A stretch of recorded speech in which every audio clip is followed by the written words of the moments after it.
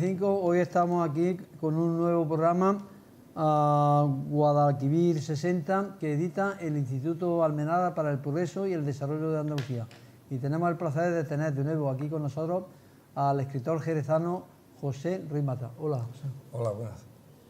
Bueno, el tema que hoy nos trae aquí es precisamente la obra, un ensayo que he hecho sobre Al-Ándalus, la historia que nos contaron, tema sobre el que a lo largo de esta entrevista vamos a ahondar y nos va a explicar ampliamente. Simplemente les voy a decir una sinopsis del tema del libro, sobre el cual José Ruiz Mata nos va a comentar.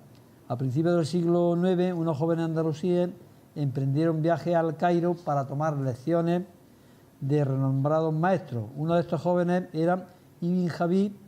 A su vuelta escribió su obra Tarík, en la que además de exponer los conocimientos adquiridos, explica cómo fue la conquista de la península ibérica por los árabes. Parece que Al-Ándalus no se sabía, Al-Ándalus no se sabía y tuvo que preguntarlo o en un lugar tan lejano. O sea, que uno de aquí no sabe cómo está organizada su casa y tiene que ir a miles de kilómetros a decirle cómo han organizado su casa. Cosa extraña. Es de suponer que estos maestros egipcios sabían poco de la conquista de Hispania, pero tuvieron a bien conformar a sus discípulos, claro, un maestro no iba a decir que no sabía, con leyendas egipcias, concretamente las de las Bab Mahmúa, que habla Doci, y que más tenían que ver con los relatos de las 1001 noches que con la verdad histórica. Así aparecieron en la historia Musa y Tarík, de los que parece que se habían olvidado en la península en poco espacio de tiempo. Sobre Musa no aclara quién lo informó, pero del desembarco de Tarík dicen que lo supo por el doctor egipcio Abdallah ibn Wad. ¿Cómo podían ignorar estos jóvenes unos hechos tan importantes que habían vivido sus abuelos? O sea, a todos nosotros, siempre nuestros abuelos, algún tema no tan importante como este que vamos a comentar, menos importante, se acuerdan y nos lo transmiten. ¿Cómo es que en todo un país, en todo un estado, como era Al-Ándalus, una potencia de Occidente, no se sabía nada del origen? De todo esto nos va a hablar José Ruiz Mata. Bueno, en principio, ¿qué te llevó a ti a escribir este libro? A ver, Enseña la portada para amigo Manolo, sí, lo tenemos aquí. Sí. Y aquí yo tengo uno que he cogido para comentar. Vamos a ver, vamos a comenzar diciéndote que existen verdades indemostrables y mentiras evidentes. Evidente. Eso es una cosa que es cierta. Entonces, es posible que mi libro sea una verdad indemostrable. ¿Por qué? No lo digo. Bueno, pues porque no podríamos demostrarlo, porque ha pasado mucho tiempo, no hay datos, no hay forma, pero es más lógico. Pero lo que es una mentira evidente es toda la historia que nos cuentan sobre esa caballería árabe que sale de Arabia, que conquista milagrosamente medio mundo, que pasa todo el norte de África, llega aquí a Europa, en 3 años va a la península ibérica y en el frenazo llegan hasta Poitiers. Mira, eso es una mentira evidente. Vale. Lo que sucede es que como todo el mundo está contento con eso, o no todo el mundo, los dos interesados, el mundo occidental cristiano y el mundo musulmán oriental. Están contentos, uno porque tenía unos antepasados que aquí era el primo de Sumosol, y el otro porque así le echamos las culpas a otro.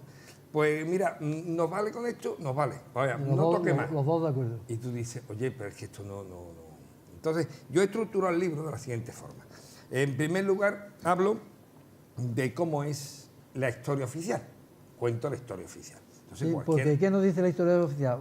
Un breve ráfago para situar la historia oficial, eso de que aparece en el norte de África un general llamado Musa que manda primero a un Tarík a expedición de reconocimiento, vuelve y dice, oye, esto está muy bien, y manda a otro Tarík, curioso, ¿no? Sí. Y entonces el otro Tarík conquista pues la península, bueno, a uña de caballo, ¿no?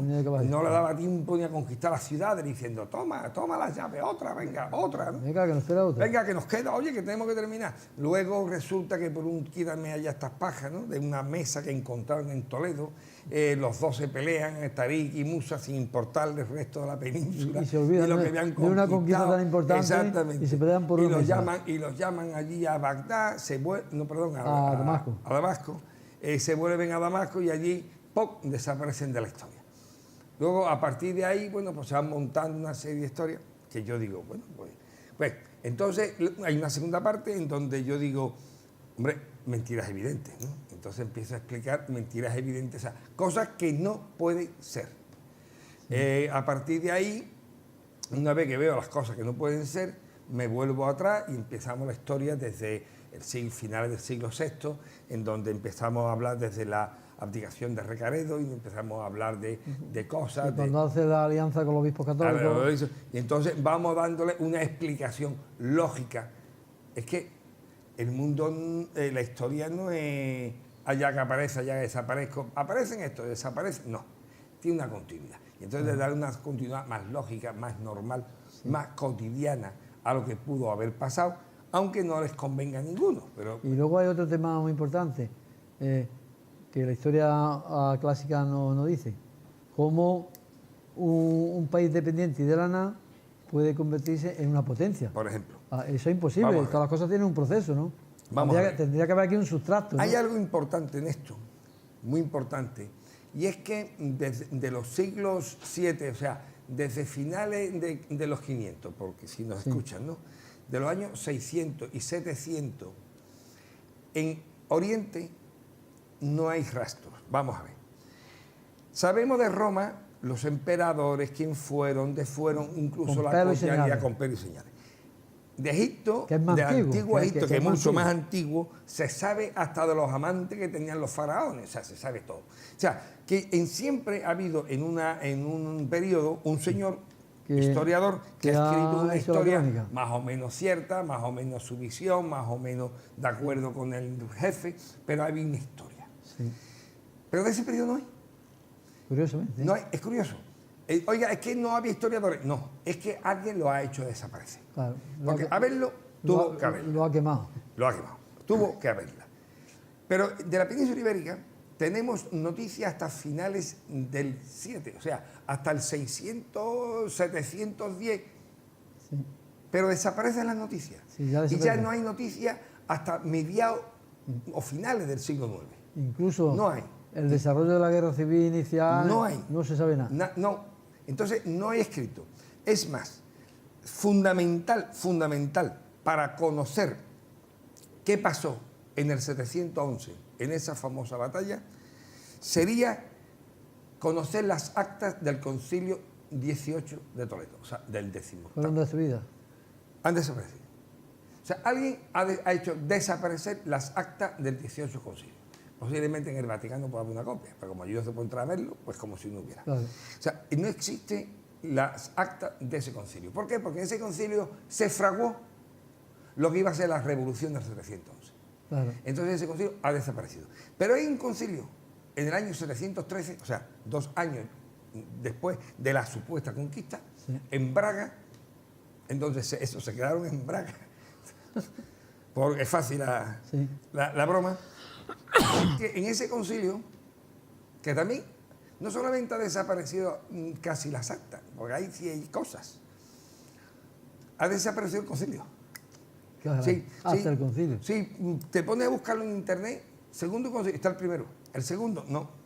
Tienes que ir a sitios mucho más profundos. O sea que tenía que aclarar bastantes cosas ese concilio. No, fundamentalmente es que en el segundo concilio de Braga, año 713, los padres de la Iglesia allí reunidos... ¿Podrían hablar de la actualidad? Hablan de que el priscilianismo, hay que acabar con el priscilianismo de Prisciliano, sí, hay que ver la Iglesia, hay que ver no sé cuánto, y temas de la Iglesia. Sí. Y en ningún momento dicen unos señores que han entrado a conquistar la península, hay árabes en la península, me han quitado... No, estos señores en Braga, 2 años después de la supuesta conquista, no saben nada de esa conquista. Cuando se hubiera entrado un poderoso ejército, que al menos, según los estrategas militares, para una población como era de la península, la más poblada del Mediterráneo en esa época, hubieran tenido que entrar 100.000 jinetes o ejércitos árabes.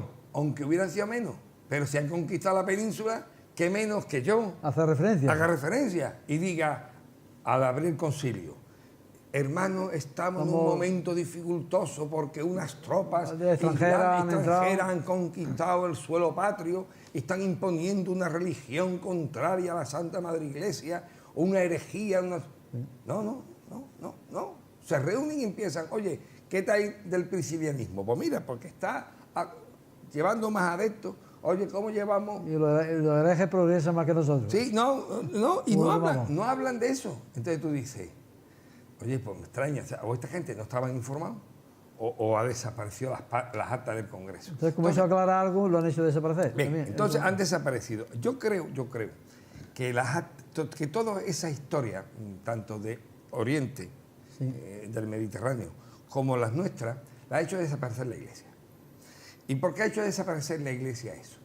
Porque el tema estaba en que la Iglesia tiene que demostrar que la Iglesia católica viene directamente desde los apóstoles y que ha habido una serie de herejías sobrevenidas. Sin embargo, la ortodoxia de la Iglesia primitiva estaba en el cristianismo unitario. Exactamente. No en el trinitario. Entonces, ver cómo unos cristianos, por su propia voluntad, o sea, motu propio, dejan el cristianismo y se pasan al Islam. Pero que además es un proceso que dura muchísimo tiempo. Sí, pero lo hacen. Eso es muy doloroso. Bueno. Es muy doloroso que yo, que soy la verdadera fe, la verdadera religión, tengo el poder de Dios, soy el gran poder, más de la mitad de mis adeptos, más de la mitad, se convierten al Islam. Entonces, yo tengo que decir que hay un ejército que lo impone por las armas. Yo no puedo decir que lo han hecho porque no están de acuerdo conmigo. Porque es menos dolorosa una conquista militar que decir que he sido derrotado en el campo de las ideas, ¿no? Es claro.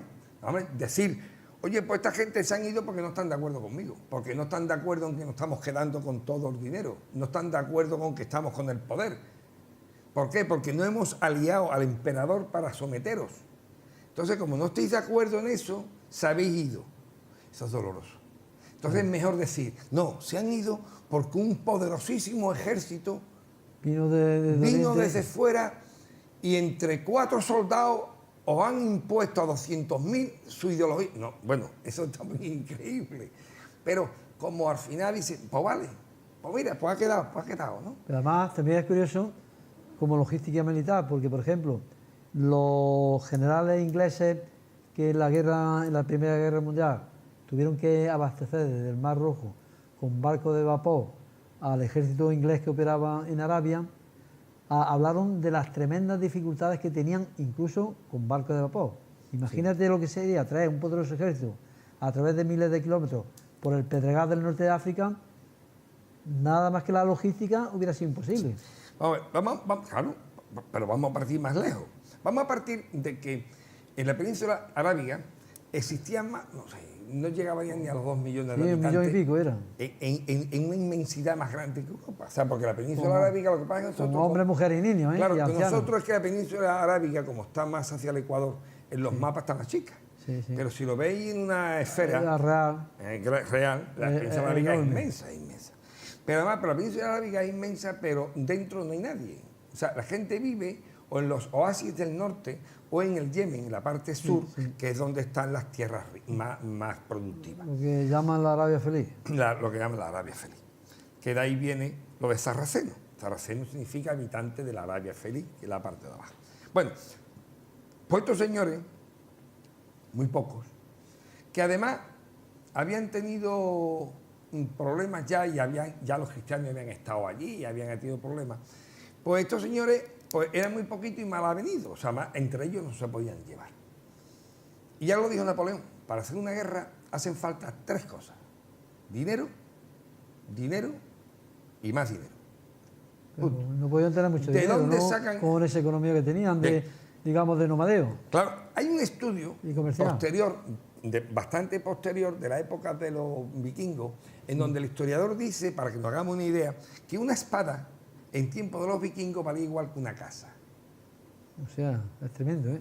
una espada de hierro vale mucho dinero. O sea, eso hay que hacer muchas cosas para hacerla. Un proceso Entonces, largo. ¿de dónde saca? Porque tecnológicamente no aportan nada. O sea, podemos decir, no, es que ellos inventaron... Tenían manufacturas de esto, de lo otro. Inventaron una nueva arma que era incontestable. Vale. Pero es que ellos no inventan nada. Es más, en Arabia no había ni caballo. Porque el caballo se introduce en Arabia posteriormente cuando las circunstancias lo permiten de la tecnología. ¿Por qué? Porque el caballo bebe unos 40 litros de agua diario. ¿Que tiene tela? Tiene tela. Va. Entonces, ¿qué es lo que había en Arabia? Camellos. ¿Por qué? Porque el camello, el hombre hasta está más adaptado al terreno. El hombre hasta no domesticó el camello, no pudo adentrarse en ciertos desiertos. Bueno, pues, pero es que el camello y el caballo no pueden vivir juntos. Se odian. Como los gatos y los perros. Peor. Porque un perro puede, que si quiere un gato de chiquitito lo puede tener, un camello nunca. Por esto el olor le repele. Le repele. Entonces tú no puedes tener un ejército de caballos y camellos. No. Porque se matan entre sí. Se matan. Entonces no pueden ir juntos. Entonces normalmente tendría que ser un ejército de camellos. Y un ejército de camellos contra un ejército de caballos gana el de los caballos. Que es más rápido. Que es más rápido, es más ágil, tiene otra forma. No sé si has visto un camello andar de cómo anda un caballo. O sea, no tiene nada que ver. Entonces... vamos a perder por ahí. Pero ¿de dónde viene el tema? El tema viene desde antes. El tema viene de un concilio que es el concilio de Calcedonia. Tú ya sabes que en el concilio de Nicea, en el año 325,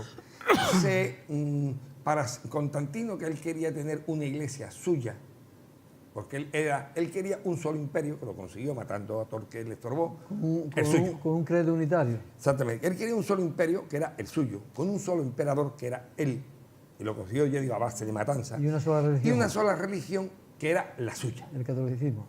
La suya. Y entonces él vio que la religión que había en aquel momento, mucho más desarrollada y demás, era el cristianismo. Pero él no quería un cristianismo que había, él quería su cristianismo.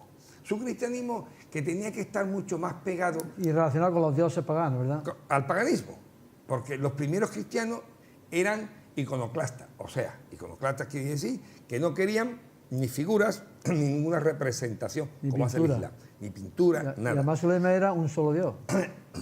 Era un solo Dios. Pero ¿qué es lo que hace Constantino? Constantino dice, yo a mí me gusta el paganismo, y entonces empieza a hacer grandes catedrales, llenarlas de oro, de no sé cuánto, grandes estatuas, grandes cuadros. Entonces empieza con toda la imaginería, con todo ese boato que es el que caracteriza a la Iglesia Católica y la diferencia de los demás. Porque el resto de la religión, incluso cristiana, ese boato, bueno, excepto la ortodoxa, sí, que sí ha heredado también por la ortodoxa, sí, hereda de Constantino también, todavía sí, no se habían separado. Entonces es que les gusta eso de los iconos y esas cosas, porque les va. Pero eso pertenece al paganismo, entonces sí, no viene por ahí. Eso tendría del otro libro mío de... Incluso santos, digo, ídolos paganos los simbiotizan como santos cristianos. Claro, de Apolo aparece el Cristo, eso, de Isis aparece la Virgen María, ellos van cogiendo y de los diferentes dioses, sí, ellos van creando la réplica en el cristianismo. Entonces, de casi todos porque ten en cuenta de que Dios está muy alto, está muy lejos. Entonces, yo cuando voy a salir de viaje, yo necesito encomendarme a alguien más cercano. Entonces, tú te encomendabas a dioses paganos, están muy cerquita, y la iglesia dice, cuidado. Pues entonces yo hago santos y le aplico esa intención que tú tenías, se lo aplico a ese santo o a esa virgen o a ese... Ejemplo muy claro lo tenemos, por ejemplo, en la Virgen del Rocío, ¿no? Por ejemplo, que es Astarte, como yo no me puedo cargar Astarte, pues pongo la Virgen del Rocío. Y no pierdo la clientela. Y no pierdo. Y además, como una cosa que está tan arraigada en el pueblo no la va a perder, porque el Rocío puede tener más de 3.000 años seguro, o sea, el Rocío es muy anterior a la Iglesia Católica, pues entonces, pero yo mantengo esa tradición cambiando simplemente, y siempre es igual, es alguien que encuentra una imagen de la Virgen en un sitio donde antes había una diosa. Y además, según los expertos, a la diosa Astarte la llamaban la Blanca Paloma, y a la Virgen del Rocío la siguen llamando la Blanca Paloma. Ya que quiere que te vea las comparaciones, te las voy a hacer. La Virgen del Rocío y la Blanca Paloma. Perdón, y la Virgen del Rocío y Astarte. Sí. Astarte era una diosa, madre y virgen, pero además era la diosa del amor incluso carnal. Pero era madre de todos los seres y virgen. Igual que la Virgen es madre de todos nosotros y virgen. Era la diosa de todos los animales de las marismas. O sea, era la pastora de las marismas, como era Virgen del Rocío, la pastora de las marismas. La representación de Astartés era un triángulo así, con una raya como brazo, un puntito como corona y la media luna encima. La Virgen del Rocío la media luna, la madre tierra, ¿no? La de Rocío es, claro, porque es la media luna y ella la madre tierra. La Virgen del Rocío, si tú la ves de lejos, es un triángulo con su cabecita, y lo que pasa es que en vez de la media luna arriba, la tiene ahora abajo. Abajo, como diciendo, ahora estamos nosotros por encima. Exactamente, es el cambio, estamos pisando. El cambio que hay. Y luego los atributos de Astarté, uno de los atributos era la paloma blanca, en donde ha aparecido en algunas excavaciones una paloma blanca en su mano. Y de ahí viene que se le llame a la Virgen del Rocío la Blanca Paloma, cosa que los rocieros nunca me han podido decir, oye, ¿por qué se llama la Blanca Paloma? Ah, se le ocurrió a alguien. No, se le ocurrió a Astarte, que tenía la paloma blanca en la mano. Y ya lo más gordo es que el templo, el santuario fundamental de Astarte estaba en un sitio de las marismas del Guadalquivir, en donde hoy está enclavada la ermita del Rocío. O sea, que es el mismo sitio en donde estaba. Entonces, donde allí apareció en un árbol, no se sabe si Astarté o qué, porque en el Museo Arqueológico de Cádiz, podéis cuando queráis verlo, hay una Astarté con un niño en brazo, que tú sabes, que tú al verla dices, ¡ay, mira, la Virgen! Con el niño. Sí. No, porque es muy anterior y te lo ponen abajo, Astartés. O sea, que entre Astarté y la imagen de la Virgen María, iconográficamente, es idéntico.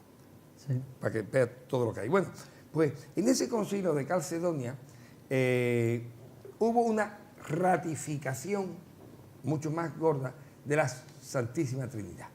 Porque antes era Dios Padre y Jesucristo es Dios también, aparte de su Hijo.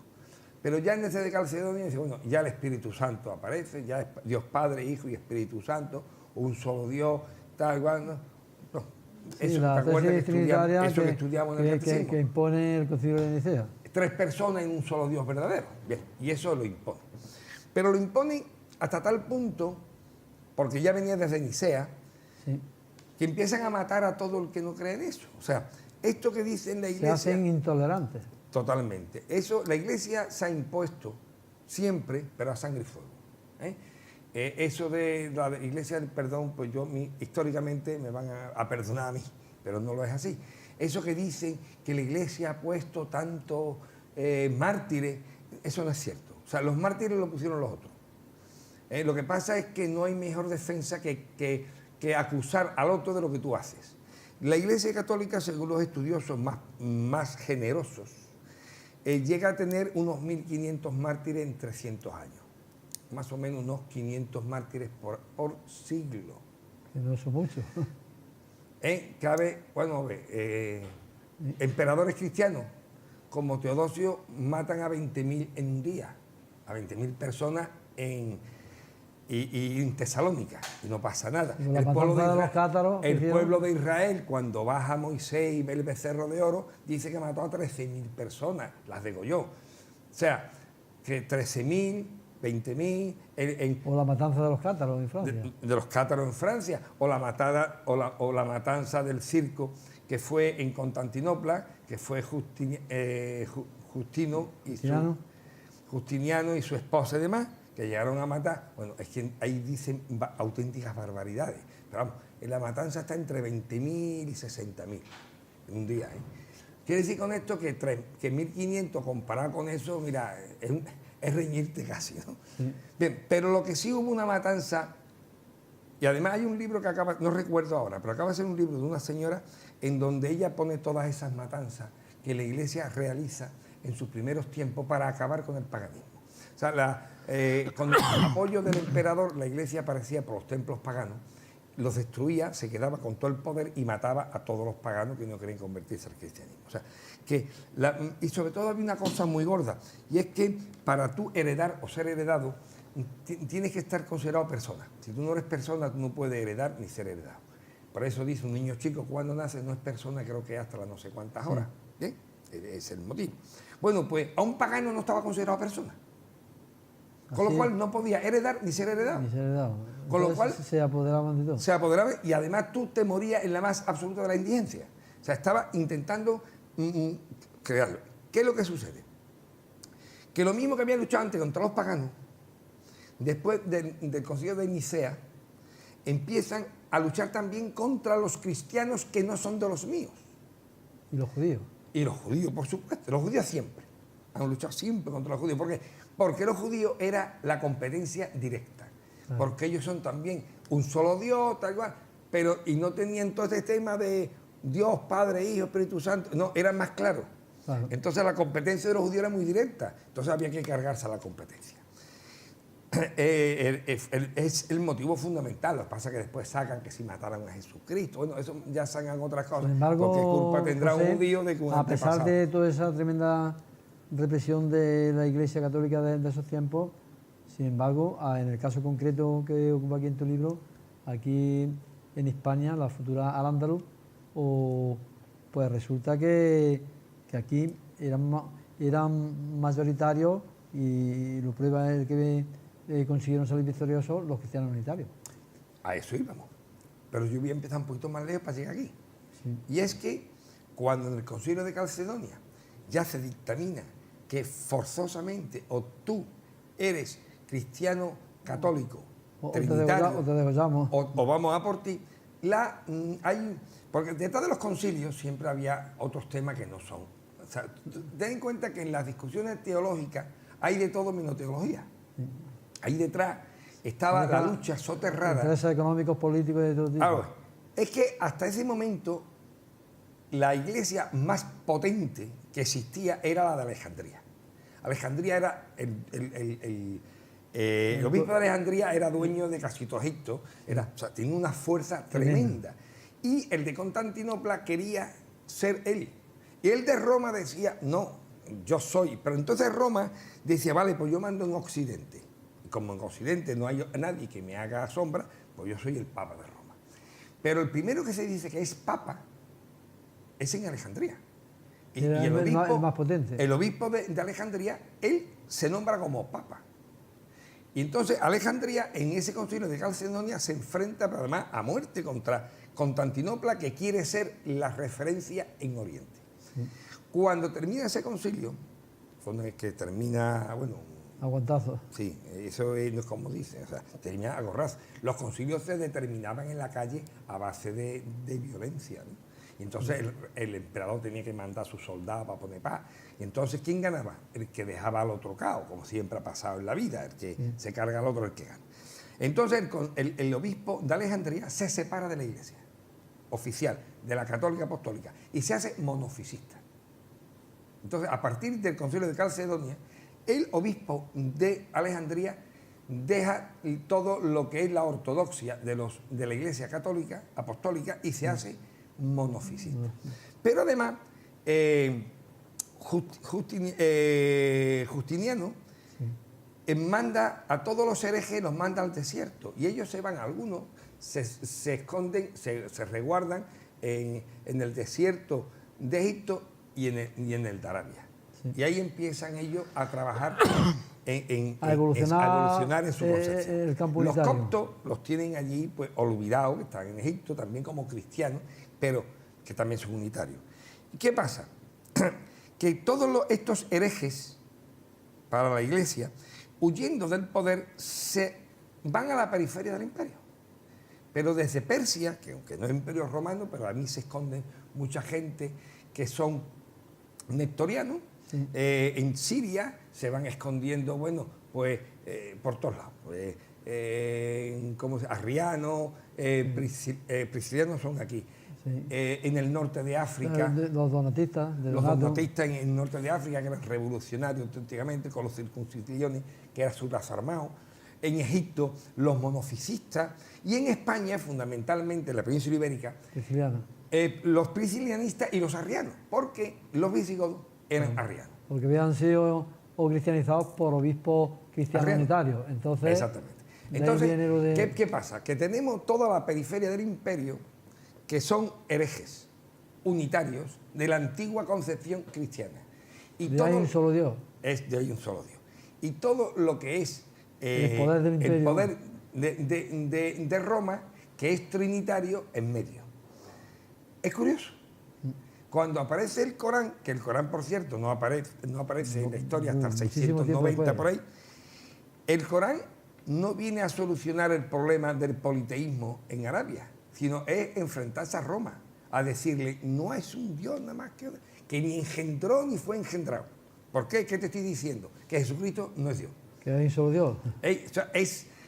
Podríamos decir, y que me perdonen si hay algún musulmán escuchando, que el Corán es un documento arriano. Sí, porque realmente yo lo he comentado muchas veces a través de los temas que he estudiado, y es que el Islam, digamos, es la sintetización de la evolución del cristianismo unitario con algunas aportaciones del espíritu democrático de las tribus nómadas del desierto, pero esencialmente es una esencia cristiana unitaria. Correcto. Y entonces, y en Damasco, en ese momento, se está creando, hay un señor que se llama Abdel Malik, que es el que se da cuenta del tema y que empieza a organizar el Islam. Pero vamos, un Islam todavía tal. Pero hoy es curioso que el Islam sea una respuesta al trinitarismo del imperio y que se extienda como la pólvora por una caballería justo donde está dominando todos los unitarios, que es desde Persia hasta Hispania, con todo el norte de África. Entonces, ¿qué es? Los unitarios se convierten al Islam. O sea, crean el Islam entre todos. No hay una caballería por ningún sitio. Igual que aquí, en Al-Ándalus, son los cristianos unitarios autóctonos de aquí los que a lo largo de mucho tiempo evolucionan. Porque piensan como Eulogio, por ejemplo, Álvaro, o bastantes, muchísimos años después, más de un siglo después de la pretendida invasión, siguen llamando herejes a los que están ya muy próximos a desembocar en el Islam. Son los cristianos unitarios. Yo no conocía. Eulogio conoció a Mahoma ya sobre el año 820. O sea que es curioso que llevaba más de un siglo aquí. Y no se había enterado de que aquí había... Y que existía Mahoma. De que aquí... Entonces, bien, eso es históricamente lo que pudo haber ocurrido. Pero además, tenemos en cuenta que hubo un momento de como el imperio estaba un poquito bajo de forma, la periferia, ya no solamente en cuestión religiosa, porque la cuestión religiosa servía para lo siguiente. Como la iglesia se había aliado al poder del imperio, y el imperio protegía a la iglesia, decir me enfrento al imperio es enfrentarte también a la iglesia. Con lo cual, si yo soy un revolucionario que no quiero que el imperio me siga aplastando, yo me tengo que oponer a la iglesia. O sea que es una cuestión que va junta, que no es una guerra religiosa, sino una guerra política. Lo que pasa porque están hilvanadas las dos cosas. Lo que pasa es que está metida al río por medio, porque el obispo de Alejandría no se abraza al monofisismo por motivos religiosos, sino por motivos políticos.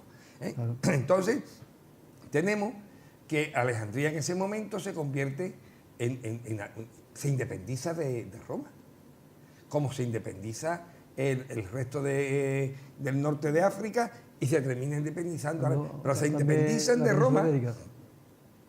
Y claro, entonces es más fácil entonces que triunfe esas nuevas concepciones y esa nueva cosa. Que esos son aires frescos que llega. ¿Qué pasa? Hay que tener en cuenta que llegó a escribir un artículo, una nota, un historiador de esa época diciendo que los cristianos se iban al norte en busca de los germanos una justicia que no encontraban en Roma. O sea, vivir en la Roma de esos primeros emperadores cristianos tiene que haber sido terrible, donde la usura llegaba al 50%, donde el gobierno... Y además un dato significativo que tú también comentas en tu libro de Historia de las Religiones, ¿cómo es posible que la iglesia de Notre Dame, a raíz de que la protege Constantino, o cómo pasa a ser la mayor terrateniente de Europa, ¿no? La mayor. Llegó a tener más de un tercio de Europa bajo su propiedad. O sea, inmenso. O sea, ha sido quizá la institución más rica que ha habido en la historia que se conoce, ¿no? Entonces ha sido terrible por eso. Y esto mismo fue lo que pasó en Al-Ándalus. Vamos a decir, antes, para darle un poquito de... Sí. Vamos a decir que la conquista, esa que habíamos hablado antes de la península ibérica, ya tenemos que es imposible que un ejército... A mí que ten en cuenta No, que ya muchas lo veces demostraron. la gente no piensa, es que de Alejandría a la punta de Tarifa hay 5.000 kilómetros. De Pedregal, mayormente. Y desierto. se atraviesa uno de los desiertos más duros de la tierra, El de que es Libia. el de Libia. Tremendo. Caballos que aún no conocían la herradura, Que se hubieran quedado cojos. ni los jinetes conocían... La espuela. No, la espuela no. Sí, donde apoyan. No me Eso. acuerdo ahora, no me sale la palabra. Vale, yo sí la sabía, pero como tú me la has dicho, pues ya... no conocía. Sí, Entonces, tenía que ir con un los pies jinete colgando. ahorcada en un caballo sin errar. Y entonces el hombre se recorre, imagínate, 3.000 kilómetros, se encuentra el enemigo, lo vence y sigue corriendo. ¿Y dónde estaban los barcos para atravesar ese poderoso ejército? No existía. O sea, eso es imposible. Como hemos comentado antes, cuando Roma, que estaba más cerca, que tenían manufacturas, que tenían barcos, que podían venir por tierra, tardó más de 300 años en conquistar la península ibérica. Solo la península, pero es que ellos conquistando el norte de África a uñas de caballo. Y la península entre año y medio, según la historia clásica. O sea, ¿en qué cabeza cabe eso? Exactamente. Bueno, pues ahora vámonos a lo que hablábamos antes. Musa, este hombre, resulta que Musa Sí. estaba en el norte de África y dicen que es el general. Digamos Sí. que cuando una historia es cierta, no tiene, porque la vida es así, no tiene simbolismo. Puede tener uno. Por ejemplo, no sé, puede ser que tú seas sepulturero y te llame Manolo Escarba. Se dan caso, pero no todos los sepultureros se van a llamar Juan Lápida, Y Manolo Manolo Escarba. Escarba, el otro se llama... No. Eso fuera uno. O sea, la vida fuera de simbolismo. Si tú tienes una historia y te encuentras dos simbolismos, tú dices... Y apegado. Pero si está lleno de simbolismo, tú puedes decir fehacientemente esta historia es mentira. ¿Por qué? Pues porque no puede estar una historia llena de simbolismos.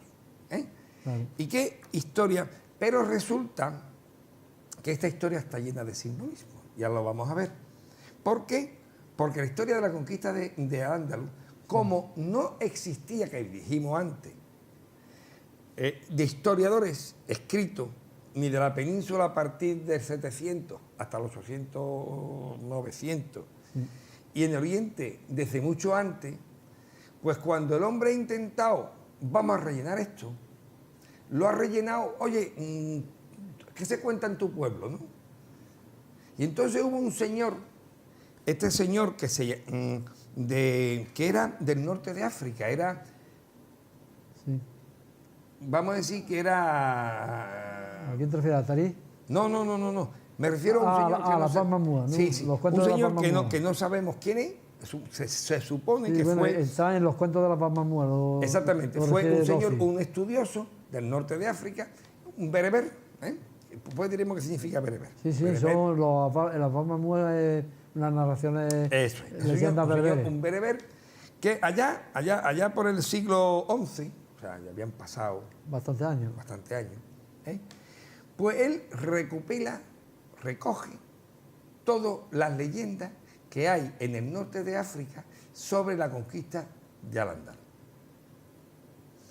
Y dice, ¿qué vamos a coger? Pues vamos a coger todas las leyendas que existen sobre Al-Ándalus. Bueno, pues eso, leyendas. Histórico, habían pasado más de 300 años. Imagínate tú que tú ahora vas a reconstruir cosas más cercanas a nosotros, como por ejemplo en la Guerra de la Independencia. Pero tú no tienes libro, tú no tienes nada, sino lo que te cuente la gente. Ah, sí, Uy. Me contó mi abuelo que el abuelo dijo que aquí vinieron los franceses. Imagínate, ¿no? Y es una cosa tan cercana y casi no se sabe nada. Bueno, pues estos 300 años después, este hombre, que no se sabe quién es, fue un intelectual bereber, escribe los cuentos de Mahmúa. Sí, que tiene Bien, ¿qué significa colección de tradiciones? Eso significa. Bueno, pero como no hay otra cosa, la historiografía oficial ha tomado estos cuentos como verdad. Claro, Y ha dicho, esto es verdad. ¿Por qué? Porque no tenemos otra cosa. Bien. Y entonces, en esa verdad... Y además de un señor, como tú dices, que no aporta datos históricos. No, no tiene. Bien. Un cuento. Entonces este señor dice que aquí hay un general que llega, que se llama el general Musa, de apellido Nusair. O sea, Musa, Nusair. ¿Y qué quiere decir? Musa viene de Moisés. Moisés, El Salvador, ¿no? Moisés y Musa es el mismo nombre en árabe. O sea, Moisés es el guía. El guía. Es el guía. Y Nusair significa en árabe el que te lleva a la victoria. O sea, muy apropiado por una leyenda. O sea, el tío, vamos a ver, el tío cuando llega aquí y va a llevar, se llama el guía que nos conduce a la victoria. Pues, ahora, la madre aceptó, o el padre aceptó totalmente. Este chiquillo nos va a llevar a la victoria, ¿no? O posiblemente en el campamento dijeran, ¿quién se llama Musa Nusair? Que nos va a llevar a la victoria. Yo, pues no, tú. No. O sea, ese nombre se lo inventó el que hiciera el cuento para eso. Y luego coge a un lugar teniente, ¿no? Luego coge a un tal Tarik, que el primer Tarik se llama Tarik Mayuk. Sí. El primero, el que viene. Bueno, pues el Tarik Mayuk, El que va a Tarik significa en árabe el que llama. Y Mayuk, el que conoce. Sí. O sea que Tarik Mayuk significa el que llama para conocer. Sí, el que dice que vino con 500 hombres para reconocer, a ver cómo estaba el No panorama. me digas a mí que el nombre no le venía apropiado. Y aquí no se enteraron de que 500 hombres estaban eso es. recorriendo... Pero oye, me digas a mí que el nombre del tío no era suyo, ¿eh? El que llama para conocer. Claro.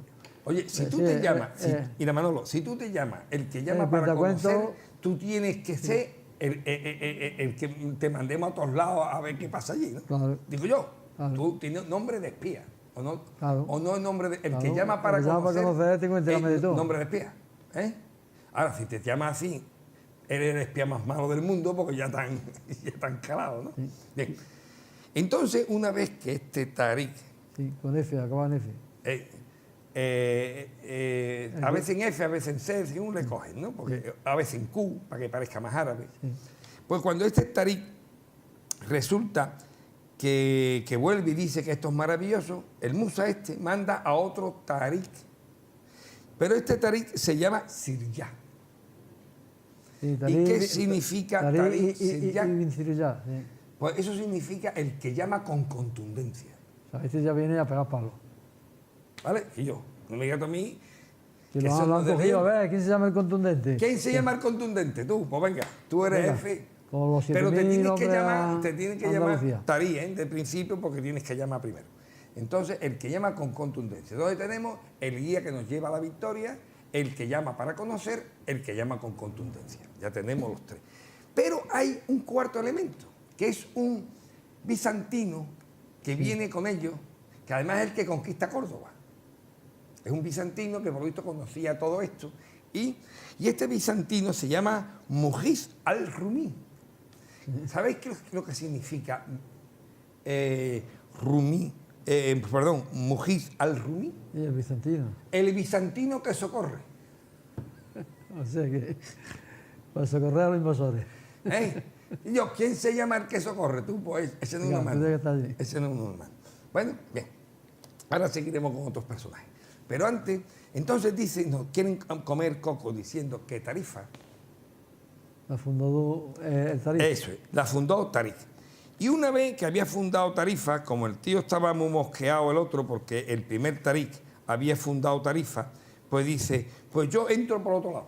Y se fue dando una vuelta, porque es el que conoce Tarifa, Peñón Zalejo, pues se da la vuelta y entra por el Peñón de Gibraltar para darle también su nombre, y el Peñón de Gibraltar se llama el Peñón de Tarik. ¿No es eso? El peñón de Tarik. ¿Veis? Pues Jabal Tarifa Tarif. para uno y el piñón de Tarif para el otro. Sí, yo no voy a ser menos. No voy a ser menos. Bueno. Tarifa viene de taraf, que en árabe significa punta. Punta. Vamos a dejarnos de héroes y vamos a dejarnos de nada. No hace falta que explique a nadie por qué Tarifa se llama la punta. La punta. Hombre, está la punta, sur. la punta de Europa. Claro. Entonces, Taraf, la punta de Europa. ¿Vale? Y no viene de Tarik. Viene de... Y el peñón de Gibraltar viene de algo que va a ser lo dominante durante toda la época andalusí, que es el latín y el árabe. Siempre en el andaluz se va a hablar una mezcla entre el latín y el árabe. Sí. ¿De dónde viene Gibraltar? Pues viene de Giba, que en latín significa joroba, Joroba. que es un monte solo, Que parece una joroba. que es una joroba. En Jerez hay uno que se Claro, llama Gibalbí, en una llanura Gibalbí, se ve que como una la joroba. joroba blanca. Entonces, como una joroba. Y hemos dicho que Taraf significa punta. Pues, Gibraltar, La punta de la joroba. no, la joroba de la punta, o sea, el monte de la punta. La punta. El monte de la punta. Sí, porque hace Oye, otra punta también. Manolo, ¿por qué se llamará Gibraltar el monte de la punta? Hombre, se ve claro, hace como una punta y hace una joroba. En una llanura. Ya está. No hace No falta hay que más. imaginar O sea, No hay mucho. que imaginar mucho. Entonces, Gibraltar significa el monte de la punta. Mitad latín, mitad árabe. Sí. Punto. Ya está. No dejamos de darnos de Tarik, de Tarak, ni de nada de eso. Lo que pasa es que, claro, aparte del que llama, Tarik, por Taraf, significa punta. O sea, es la punta que yo mando. Claro. O sea, la punta para conocer, la punta con contundencia. También es lo mismo. Pero fíjate tú que este hombre, el segundo, decide entrar por Gibraltar. De África, lo más cortito que hay es desde una punta que está al lado de Guadalmedín. Sí. Desde Guadalmedín a África son 14 kilómetros. Es lo más cercano. Lo más cercano que hay. Que sería por donde podría haber entrado primero.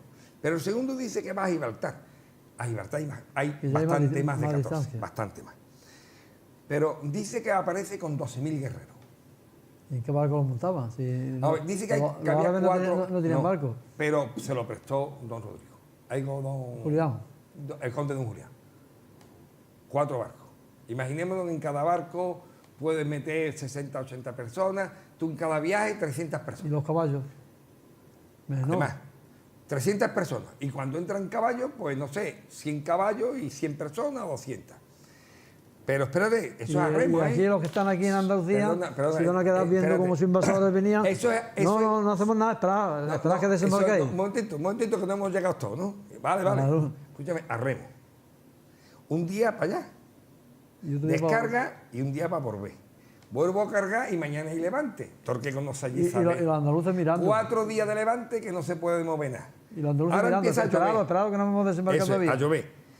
Yo he calculado que para pasar 12.000 personas rápidamente, unos 6 meses, entre 6 y 7 meses, vamos, Con los medios de la época. vale. Oye, no da tiempo ahí a nadie a buscar al rey y decirle que allí hay gente que es más rara. Más Y rara el que rey están llega, viniendo aquí a... encuentra a 50, los mata y se acabó. No. Los deja tranquilos. Los deja tranquilo. Pero lo de don Julián es más gracioso, porque el cuento del conde don Julián, y yo ruego que el que nos esté escuchando Sí. y no lo conozca, que sepa que es historia. O sea, que no me voy a inventar ahora una cosa para decir, voy a hacer una gracia. No, es historia. Bien, voy a decir hasta una palabrota, me perdonáis, pero es que el aire me lleva a eso. Sí. Conde don Julián tiene una niña que por supuesto es guapísima. Eso es de cuento.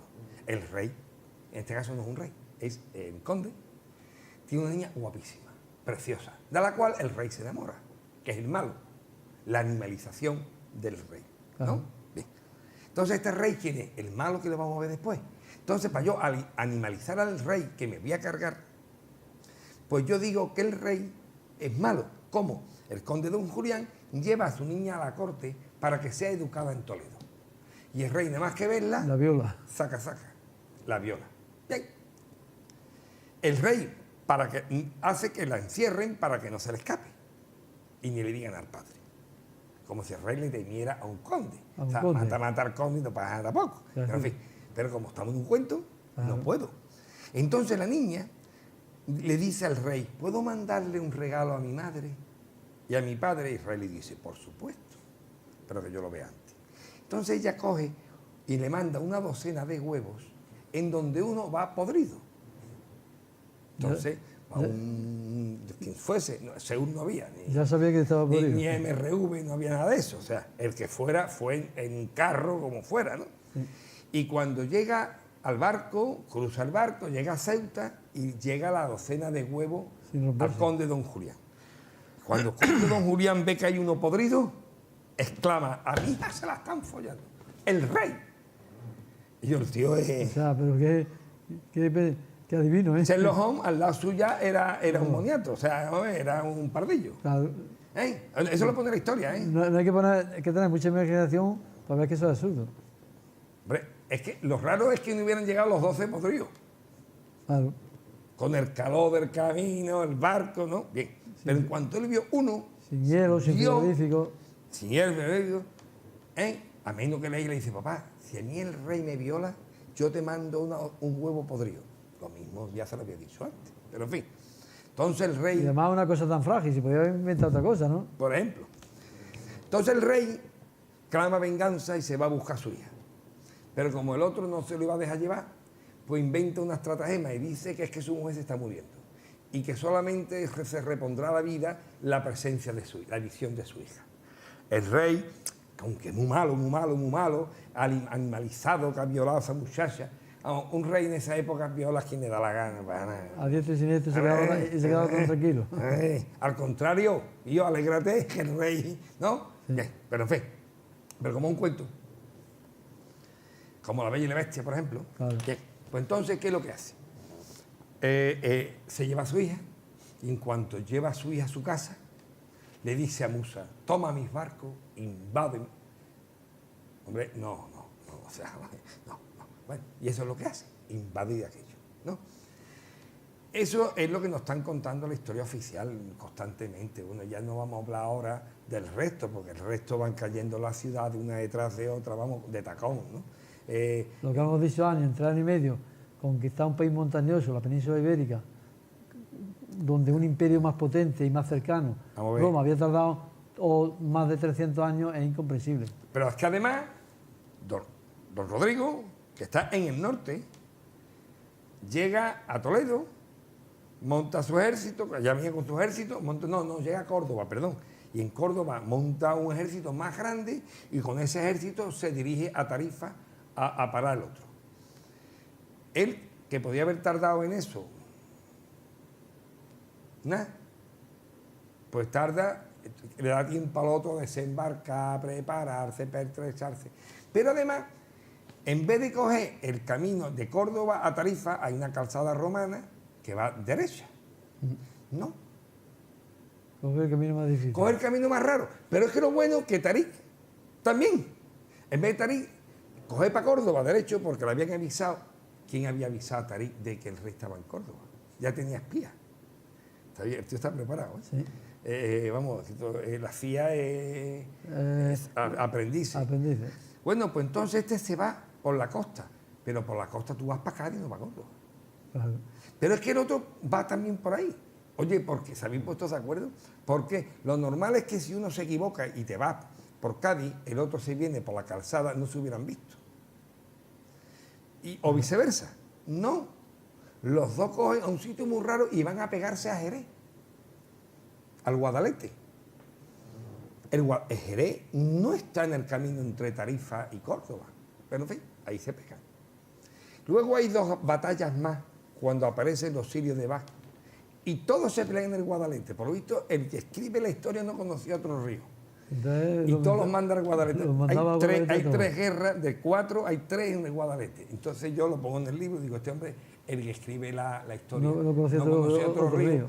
y puso el Guadalete cada vez que... Un río, Guadalete, otra pelea, otro al Guadalete. Y más, el Sirio de Bach, además, unos están en Toledo, ellos vienen, no sé si y vienen abajo a pegarse al Guadalete, que tampoco es entendido. Además, hay otro hecho muy significativo, es que en el transcurso de la supuesta invasión, ahora resulta que al cabo de poco empiezan a luchar entre sí estos árabes bereberes, y mientras los 5 millones de habitantes de la península ibérica están así cruzados de brazos, ¿no? Eso es una cosa que vamos a hablar ahora, por supuesto. Manolo, como tú tienes un reloj biológico, los 5 últimos minutos me lo dejas para hablar del nombre de Al-Ándalus, ¿vale? Sí, de acuerdo. Bien, eso lo vamos a dejar para el final, para darle la intriga a la gente. Sí. Bueno, pues resulta que la península ibérica tenía una población de que se calcula entre 4 y 5 millones de habitantes, con una extensión que creo que es de medio millón de kilómetros. Sí, 587.000 kilómetros cuadrados. Más de medio millón. Y aparecen 12.000 personas. O sea, 12.000 personas para 5 millones. O sea, a pellizco. Eso es un mondadientes. Mondadientes. No, pero espérate. Pero es que además, 580.000 kilómetros cuadrados, entre 12.000 personas, tú tienes un soldado aquí y al otro es que ni lo ves.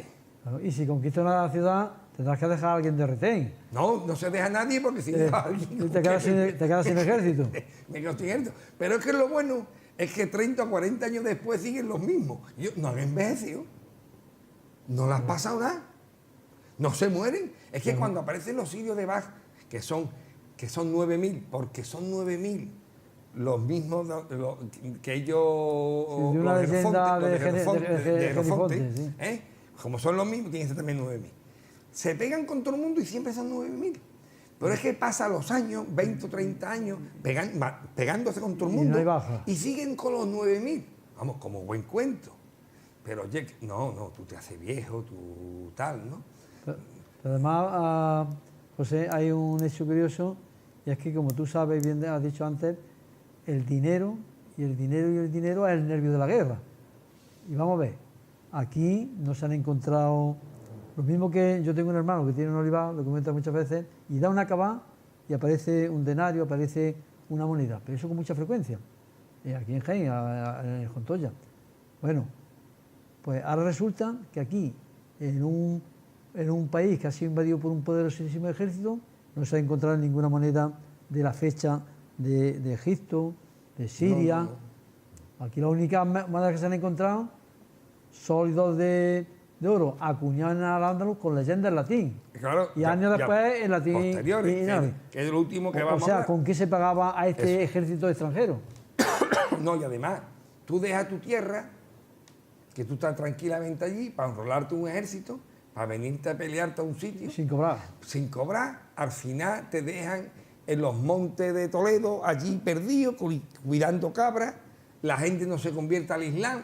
Y yo, que no. O sea, que esto no puede ser así. Y además, los textos de Eulogio y Álvaro, como ya ha pasado prácticamente ya en el siglo IX, todavía no se ha enterado que existía un profeta Mahoma o Muhammad, ni se ha enterado que sus correligionarios estaban a punto de desembocar en el Islam, lo sigue llamando herejes un siglo después de la pretendida invasión. Entonces, vamos a ver cómo podría haber sido.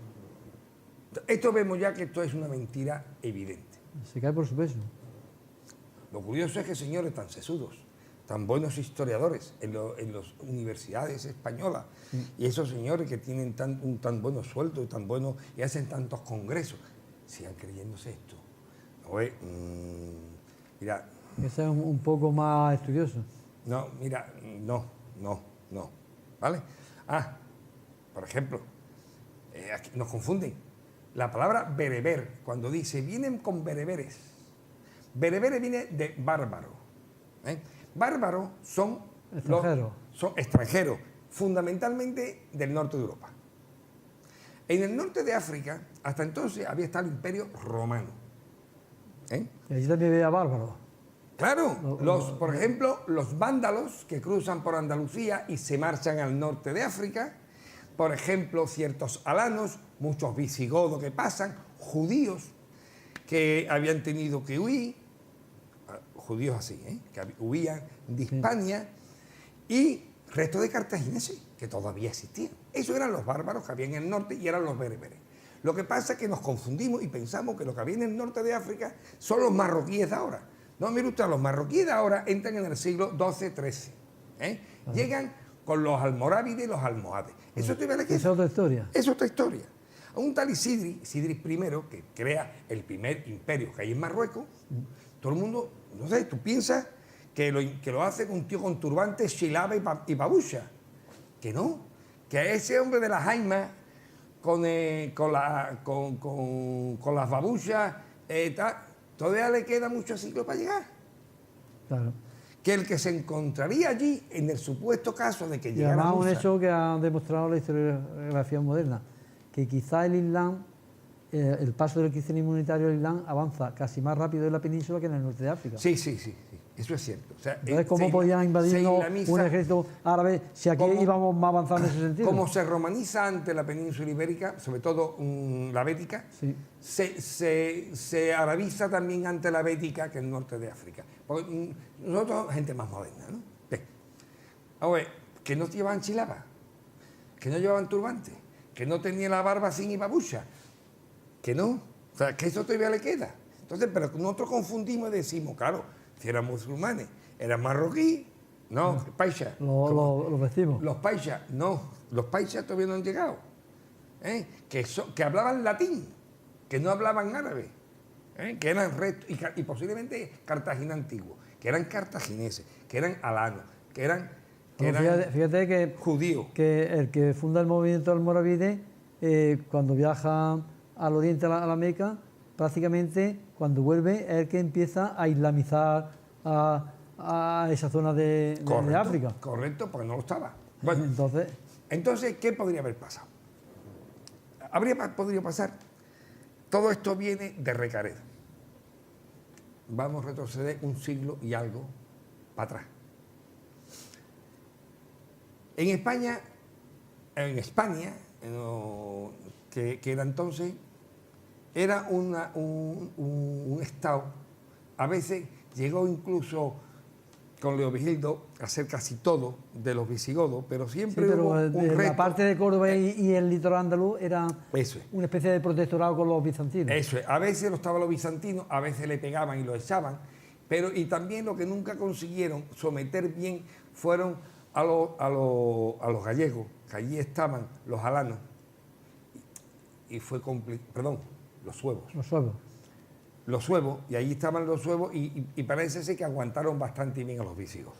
Bien, pero vamos, aparte de eso... Incluso, según expertos, Andalucía la dominan totalmente unos 37 años antes de la pretendida invasión, que también lo tienen aquí crudo. Vale, sí, bueno, porque ten en cuenta que está muy lejos el poder, y entonces en aquella época, mientras que hay una revolución, un tío, si no lo matan, se va a caballo o andando, avisa al rey, el rey se mosquea con un ejército y vuelve. O sea, que no había un móvil. O sea, que el tío, majestad, que mándame y te lo mando en un helicóptero. No. Que cuando un tío se rebelaba en el norte de África contra el imperio de Bagdad, como decían, como nos dicen después, la historia oficial. Desde que un chivato sale de allí y no lo matan, consigue... Ha pasado casi un año. O más. Por lo más fácil es que se lo carguen en el desierto, muera de sed, que muera sin falta de comida, lo más normal. Pero imaginémonos que se van 14 y se van aguantando y uno llega. Cuando llega sabe de cuánto ha pasado. Y ahora, quien tiene que convencer al rey de que lo que yo le cuento es verdad, porque lo mismo es una trampa, ¿no? Y ahora el rey organiza un ejército y manda al ejército hasta el otro. Mira, la revolución ya es que, vamos, ha pasado, ¿no? Sí. Ha podido pasar no sé cuántos años, ¿no? O sea, que todos esos conceptos tenemos que tenerlo claro en la historia. Que no es ahora que tú llamas y la armada sale derrota en un bar. No. ¿Vale? Esto es más lento. Bueno, pues entonces Recaredo hace una cosa, y es lo siguiente, y es que él se convierte al cristianismo. Y hace una cosa que se llama la al catolicismo. Al catolicismo, perdón. Porque era cristiano unitario. Eso es. Y católico, aquí estaban al revés, lo que pasa pero que... con la alianza con los obispos católicos. Sí, no, pero los católicos eran los arrianos. curiosamente en esa época... Claro, los ortodoxos No, y eran otros- los cristianos unitarios y los sí, heterodoxos lo que eran pasa los que los otros cogieron el trinitarios. nombre y para aclararnos pues lo ponemos así, Claro. pero los católicos... Digamos que los eran eso. heterodoxos que eran los trinitarios dicen, no, los primigenios, los Eso cabales de principio somos nosotros. Correcto. No era así. Entonces resulta que cogen, este hombre, Recaredo, y hace 3 sínodos con los obispos y al final pues lo convence y dice... España es católica. Y está el problema, que dice, yo me convierto al catolicismo y junto conmigo al trinitarismo. Y España entera. España entera. Bueno, eso es como si el rey, el nuestro Felipe VI, ¿no? Dijera, me convierto al budismo. al budismo y España entera.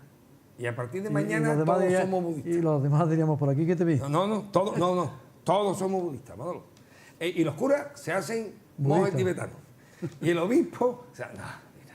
Bueno, pues eso es lo que nos quieren hacer creer.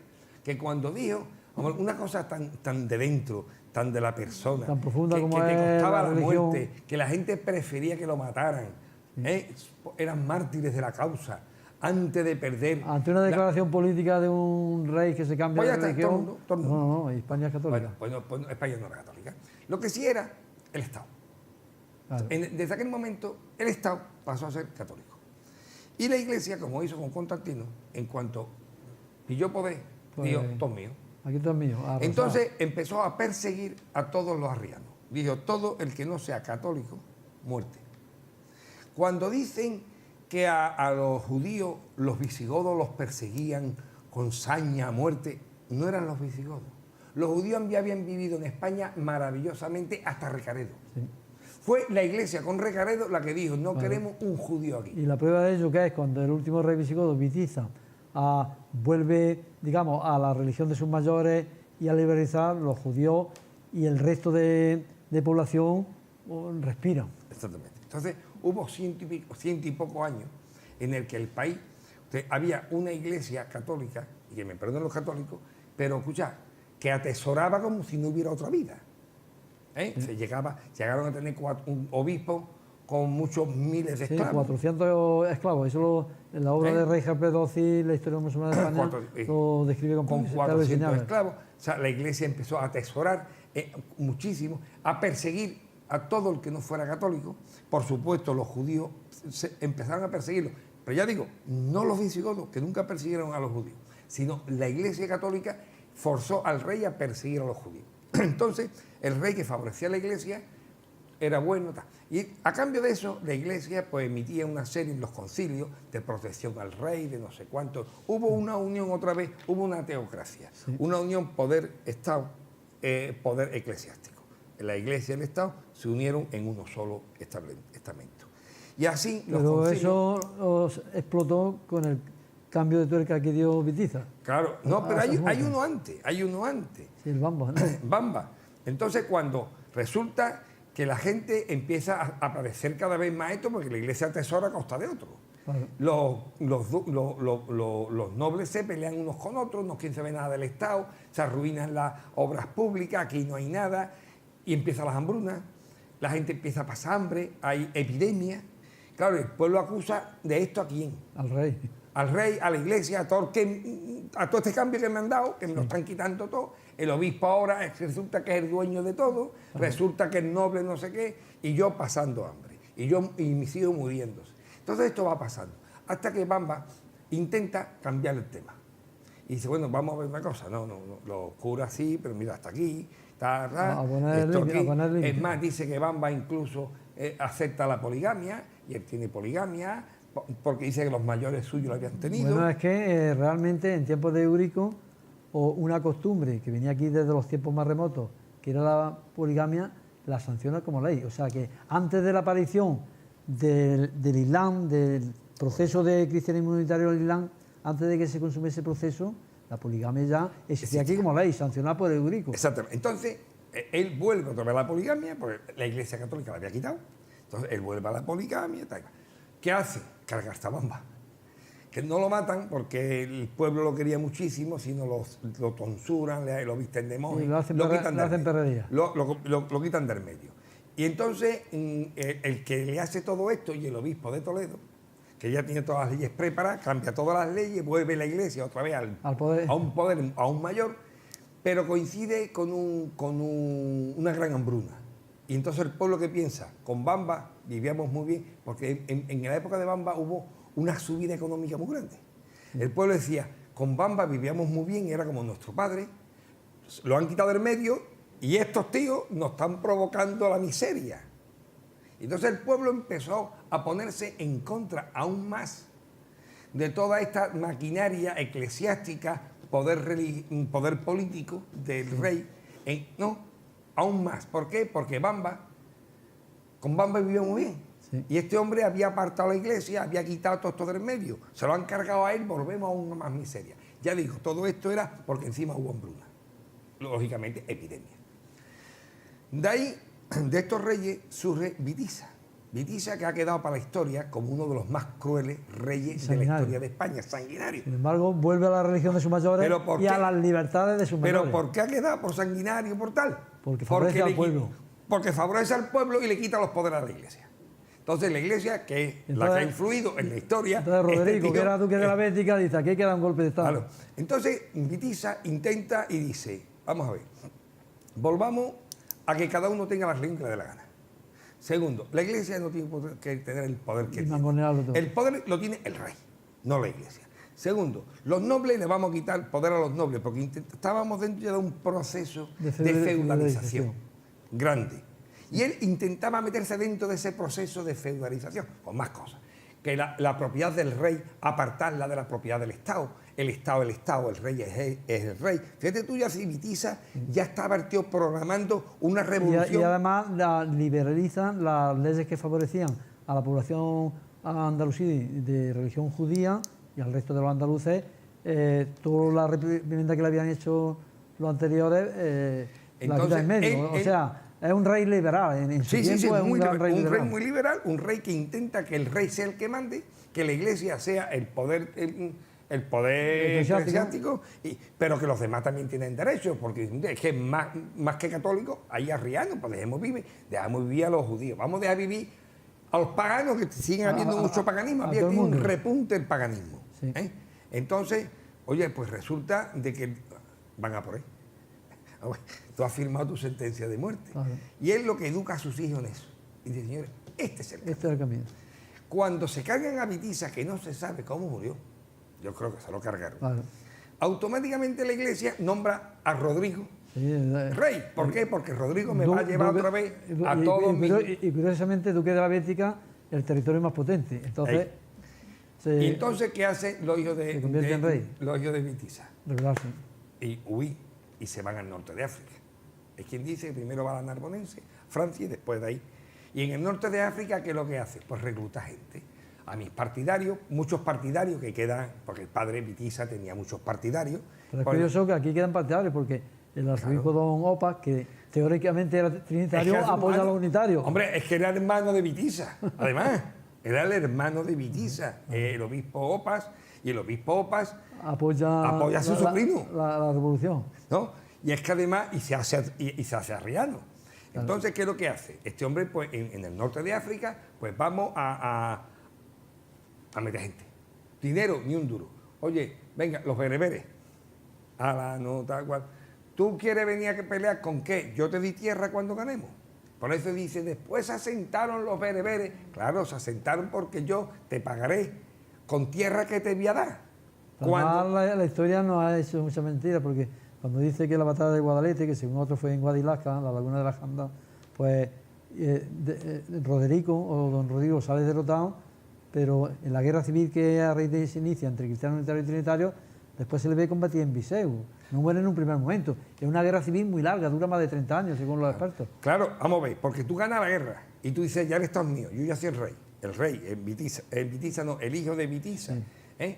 Artobas, porque es el que coge, primero es Achila, pero Achila desaparece, quizás muera, y Artobas es el rey que es el hijo de Witiza. Sí. Y Artobas, que actúa como conde, y los visires son su ejército, Jefe del ejército, lo que pasa que después lo ponen como visires.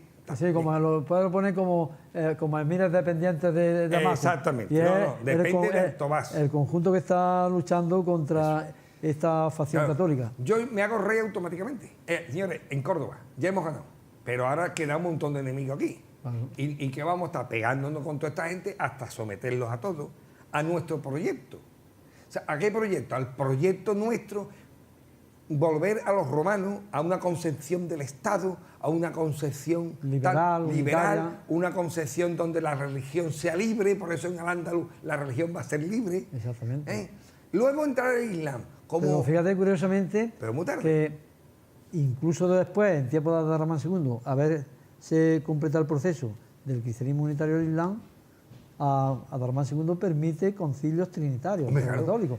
Esa es una concepción plena de la libertad religiosa. De la libertad religiosa. Si aquí no había problema ninguno. Bueno, como yo veo, según tu reloj biológico, que nos va quedando muy poquito. Quisiera que me hablara de Al-Ándalus. El nombre de Al-Ándalus. Vamos a ver. Al-Ándalus es un nombre muy curioso, porque tú no puedes llamar a una tierra de una manera y sus habitantes lo acepten automáticamente si eso no viene de antes. Es que parece que ha sido caído del cielo. Es como si mañana llegan a Jaén una gente y dice, a partir de mañana se va a llamar Turulú. Y la gente dice, Turulú. Ese es el nombre de Jaén. Ese era el nombre, no Jaén. Mira, no. O Turulú. Mi hijo dice que es como el Hotel California. Sí. Podía ser el himno de Estados Unidos. ¿Por qué? De los Eagles. Sí. ¿Por qué? Porque eso ya está ahí. Eso ya está, ¿no? Sí, está ahí. Eso está dentro de... Si alguien dice esto, ok, sí, ¿ves? Se necesita. Estaba ahí. Se necesita. Se ve un nombre que estaba ahí. Estaba ya lo propone, es que ya estaba de antiguo. Es que ya estaba de antiguo. Ya llamarían al Ándalus esto hace mucho tiempo. Claro. ¿De dónde viene la palabra Al-Ándalus? La palabra Al-Ándalus, la primera vez que aparece eso en una moneda, no sé si la cámara no la va a poder ver, pero hay por aquí una moneda que si yo la encuentro, es la primera moneda que sale, pues como no la encuentro, pues se va a ahorrar la cámara a buscarla. Bueno, pues yo pongo aquí una foto de la primera moneda que aparece, es muy pronta, 715, 710, aparece una moneda de plata, en donde, pero lo curioso es que por un lado... un dirham. Por un lado está, pero dirham viene del dracma, que es lo mismo, del dracma. Por un lado está en latín, por otro lado está en árabe. Pero no hay referencia ni a Mahoma ni al Corán. Esa es de, si no me falla la memoria, del 716. Pero no hay referencia, o sea que ni Mahoma ni el Corán. Tenía que haber dicho, gracias a Mahoma, en cuanto, Alá, ni Alá tampoco. Entonces, ¿qué es lo que hay? Era cristianismo unitario en evolución, una evolución que tardó más de un siglo. Pero de escritura árabe, porque era más perfecto en esa época que el latín. Pero ya está. Y en esa palabra es la primera vez que aparece Al-Ándalus. La primera vez. Sí. Y la estrella tartésica por la otra cara. Que ya viene de antiguo también. También, en una cara viene la estrella tartésica y en el otro lado viene Al-Ándalus. Y nos dicen alguna gente, sobre todo los que son contrarios a todo esto, los que quieren, los que quieren que no haya conquistado Musa y Tarik, pues dicen que eso viene de Vándalos, Puerto Vándalos. Bueno. Es que los vándalos pasaron hacia 400 años. Pero además, una cosa, los vándalos silingos, que según los historiadores llegaron aquí 18.000 y los mismos terratenientes y mandamases de aquí lo echaron a gorrazo a Túnez porque eran unos desastres. Nadie va a recordar con prestigio unos que fueran unos desarmados. O sea, vamos a dejar que Puerto Vándalo descartado. No cuadra. También dice que se llama tierra de sorteo, porque a estos vándalos les sortearon tierra por aquí. Y entonces... Tuvieron 18 años. 18 años en la historia para dejar constancia. Sortearon tierra y por eso se llama... Bueno, bien. Otros, quizá más bonito, dice que Al-Ándalus significa Atlántida. Eso ya... ¿A ti te gusta más? Va cuadrando más porque es una historia más de nuestra tierra. Entonces, Al-Ándalus, Atlántida, fonéticamente, pues es posible. A lo largo de los siglos va evolucionando. Y es posible. Lógicamente, somos la Atlántida, somos el Atlántico, somos los que estamos en el Atlántico. somos la Atlántida. Atlántico significa la tierra que está en el oeste. Sí. Pero te voy a decir una que te va a gustar más, Manolo. ¿Tú sabes lo que significa landa? En celta. Landa, Landa en celta. en celta. ¿Qué significa landa en celta? Irlanda. Netherland. Las landas. Allí habían estado nuestros primos cuando los megalíticos. Pero tú te das cuenta, pero no, te suena landa. Landa Sí, sí. en celta significa tierra. Tierra, sí. Landa es tierra. Tierra. Irlanda, Netherland, ¿no? England. ¿no? Landa. Sería entonces la tierra, ¿no? Al La. es el artículo Sí, que la. es landa, pues la tierra. Ya tenemos landa, ¿no? Sí. Ya nos falta lux. La tierra de la luz. Landa, lux. ¿Quién es lux? Y por eso yo una vez te dije, hablando de los dólmenes, te dije, ya te diré por qué el dolmen de Alberite, su día importante es al principio de agosto, que es el día de San Lorenzo, con las lágrimas. Porque entran los rayos del sol. Porque es el día de lux. San Lorenzo viene en la iglesia a eliminar a lux. El día de luz, Sí. el que entraba en los dólmenes, ¿no? Ahí. Bueno, pues lux. Ahí viene el lux. Lux tiene varias formas de terminación. Es el Dios al que no se le puede mirar a la cara. ¿A qué Dios no se le puede mirar a la cara? Al Dios único. Al Dios Sol. Porque si le mira la cara, te queda ciego. Que era el Dios de los tartesos. El Dios Sol. Bien, pues ese Dios Lux, que es celta, que estuvo aquí en Tartesio, posiblemente el lago Ligustino. Entonces tiene, el lago de Lux. una cohesión que es coherente, porque es la tierra de la luz que está emparentado desde el megalítico y lo tartésico. Todo, desde Entonces, siempre. cuando en la memoria, digamos, colectiva queda un remanente de esto, cuando alguien, después de la dominación romana y visigoda, propone rescatar los nombres antiguos, lo aceptan porque no hay oposición. Es que esto es la tierra de la luz. No hay oposición, podrían haber dicho, no, aquí nos vamos a seguir llamando esto o lo otro. Esto es la tierra de la luz. ¿Por qué no? Claro. ¿Vale? Bueno, pues esta tierra de la luz, Al-Ándalus, ¿cómo se llama ahora las dos costas que tenemos nosotros? Pues la Las Costa de la Luz en Huelva Y la Costa del Sol. y la Costa del Sol, que sigue también. O sea, la Costa de Lux. Claro. ¿Eh? ¿Vale? Bueno. Y ahora, perdona, antes existe- de terminar, quisiera hacerte una reflexión también a nuestros espectadores, el por qué ese apoyo del mundo cristiano y del mundo musulmán a la teoría esta, en nuestra opinión, falsa, de la invasión de 711. Una, en el mundo cristiano, lo que hemos comentado antes, porque es más fácil asumir una derrota militar que no ser derrotado en el campo de la idea. Y en el mundo musulmán, ¿por qué? Porque Al-Ándalus, que había heredado la tremenda potencia cultural del megalitismo andaluz, de Tarteso, de La Bética romana. o de la Bética romana, que había sido la única provincia libre de Roma, senatorial. Entonces, esa tremenda cultura hace que sea posible, en un estado de libertad de un gobierno que propugna las libertades, que haga aquí un estallido cultural tremendo, que sea la primera potencia cultural de Occidente. Entonces, claro, para los árabes es un prestigio decir, Al-Ándalus fue la primera potencia cultural de Occidente por nosotros. Entonces, están de acuerdo en el mito de la invasión, tanto el mundo cristiano como el musulmán, porque a los dos les interesa mantener el mito que, bajo un estudio rigurosamente científico, es falso. El mito del 711 es un mito falso, como a través de la arqueología, de la historiografía moderna, ya numerosos estudiosos han demostrado. Manolo, y vamos a terminar con un tal Al-Bakri, andalusí, Sí. onubense, nacido en 1014. Apúntatelo. 1014. 1014, o sea, 1000. En el año 1000 nace. O sea, en el 1014 estamos ya en la segunda fin de Andalucía. Pues fíjate tú, de Huelva. En su obra Los caminos y los reinos, Sí, con respecto a este tema que estaba hablando de Al-Ándalus, sí. dice, se cuenta que luego se llamó Bética, por Betis, Viti, que es el río de Córdoba.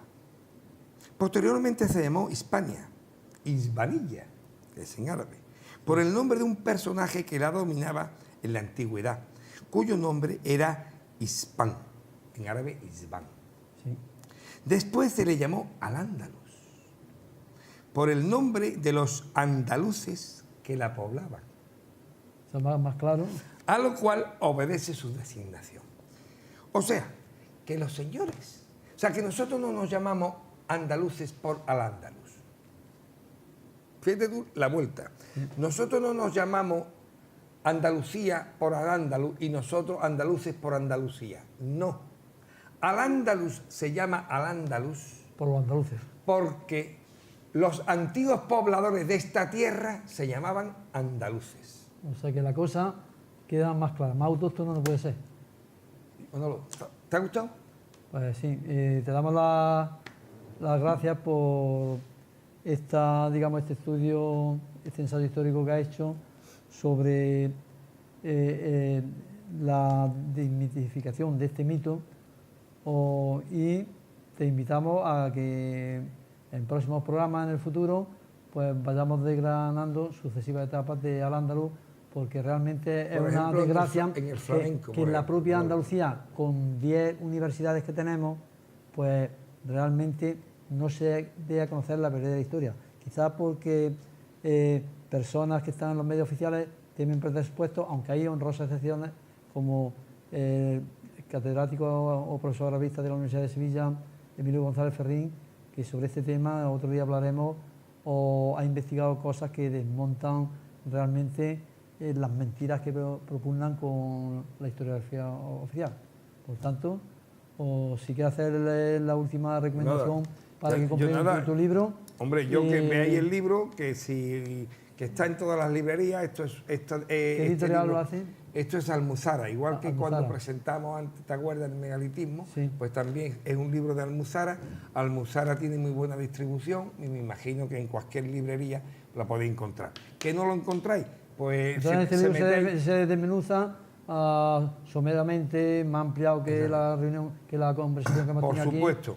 Pero bien Que explicado. ellos quieren, joseruizmata.com, yo tengo una página, joseruizmata.com, ahí se pueden meter, está toda mi obra y pinchando, pues aparece una página donde se puede pedir y se os manda por correo. Bueno, pues de Así nuevo... que más facilidad imposible. Y si no, llamáis a Manolo y decís, Manolo, mándame un libro, y Manolo Por también. supuesto, también. Que te damos de nuevo las gracias por haberte desplazado desde Jerez aquí a Andújar, Canal 45.